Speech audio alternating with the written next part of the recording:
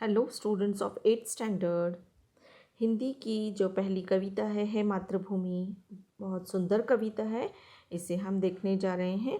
इसके जो कवि हैं उनका नाम है राम प्रसाद बिस्मिल, जिनका जन्म 1897 में शाहजहाँपुर उत्तर प्रदेश में हुआ और मृत्यु 1927 में गोरखपुर में। इनका परिचय हमें यहाँ पर दिया है। राम प्रसाद बिस्मिल भारत के महान स्वतंत्रता सेनानी ही नहीं बल्कि उच्च कोटि के कवि, अनुवादक, बहुभाषाविद व साहित्यकार भी थे।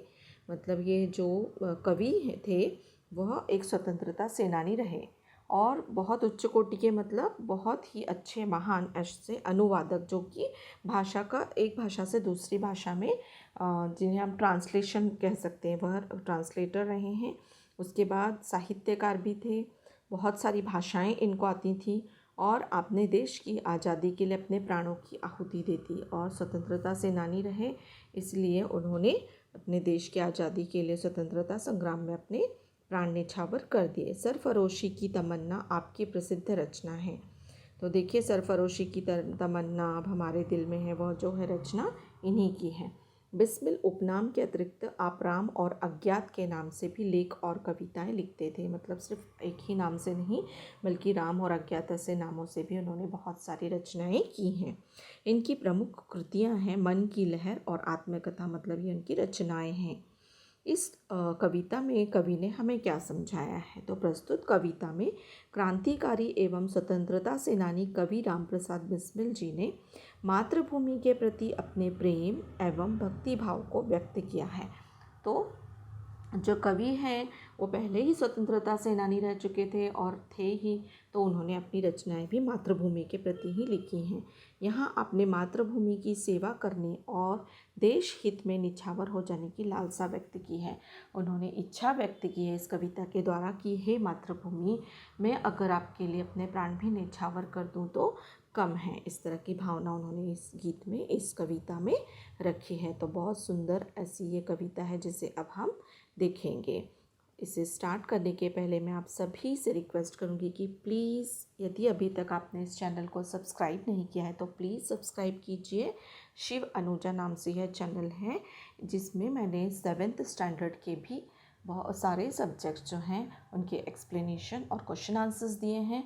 तो आप उन्हें भी फॉलो करने के लिए कह सकते हैं जो 7th स्टैंडर्ड में हैं, और आप भी जो 8th स्टैंडर्ड में फॉलो कर सकते हैं। तो प्लीज़ सब्सक्राइब कीजिए, ज़्यादा से ज़्यादा शेयर कीजिए जिससे बहुत सारे बच्चों का फ़ायदा हो सके। चलिए हम बहुत सुंदर यह मातृभूमि की कविता देखते हैं। तो कवि इसमें हमें क्या बता रहे हैं? हे मातृभूमि, तेरे चरणों में शीश नवाऊं, मैं भक्ति भेंट अपनी तेरी शरण में लाऊं। कवि क्या कह रहे हैं कि जैसे हमने देखा कि वो एक स्वतंत्रता सेनानी रहे थे, तो उन्होंने उसी भावनाओं को अपने देश के लिए, अपनी मातृभूमि के लिए अपनी भावनाओं को रखा कि हे मातृभूमि, कि मातृभूमि मतलब जहाँ पर हमने जन्म लिया है।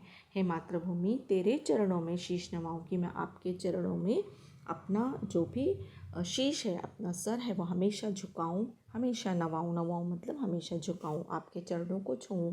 मैं भक्ति भेंट अपनी तेरी शरण में लाऊं, और मैं क्या भेंट करूं? तो अपनी भक्ति, अपनी श्रद्धा जो है वह आपकी शरण में भेंट करूं। माथे पे तू हो चंदन, छाती पे तू हो माला। हे मातृभूमि, आप मेरे लिए माथे पर चंदन के समान है, कि चंदन का तिलक करने से, आपकी मिट्टी का तिलक करने से चंदन का तिलक हो जाता है, उस तरह से मैं समझूं। और छाती पे तू हो माला, और हे मातृभूमि, कि मैं जब भी लेटूं तो ऐसा महसूस हो जाए कि जैसे कि आप मेरे लिए एक माला की तरह हो। जीवा पे गीत तू हो मेरा, तेरा ही नाम गाऊं। और जब भी मेरे जीवा पर, मेरी जीभ पर कोई भी गीत निकले, मेरे मुंह से जो भी गीत निकले, सिर्फ आपके ही लिए निकले। हे मातृभूमि, उसमें आपका ही नाम आए। जिससे सपूत उपजे श्री राम कृष्ण जैसे, उस धूल को मैं निज शीश पे चढ़ाऊं। हे मातृभूमि, कवि कहते हैं कि आप एक ऐसी भूमि हैं जहाँ से राम और कृष्ण की तरह सपूत, अच्छे सुपुत्र जिन्होंने जन्म लिया है, ऐसी आप मातृभूमि हो। उस धूल को मैं तेरी निज शीश पे चढ़ाऊं। और ऐसी मातृभूमि जिसमें कि राम कृष्ण जैसे सपूतों ने जन्म लिया है। हे माँ, हे मातृभूमि, तुम्हारी इस माटी को, इस धूल को मैं अपने निज मतलब अपने शीश पर मतलब मस्तक पर चढ़ाऊं। माई समुद्र जिसकी पदरज को नित्य धोकर, करता प्रणाम तुझको मैं भी चरण दबाऊं। हे मातृभूमि, निश्चय ही मातृभूमि मतलब हमारी भारत माता, उनके लिए कवि कहते हैं कि माई मतलब माता, समुद्र जिसकी पदरज को नित्य धोकर, कि माँ आप ऐसी हो कि आपके पद को, आपके चरणों को रोज कौन धोता है? समुद्र धोता है।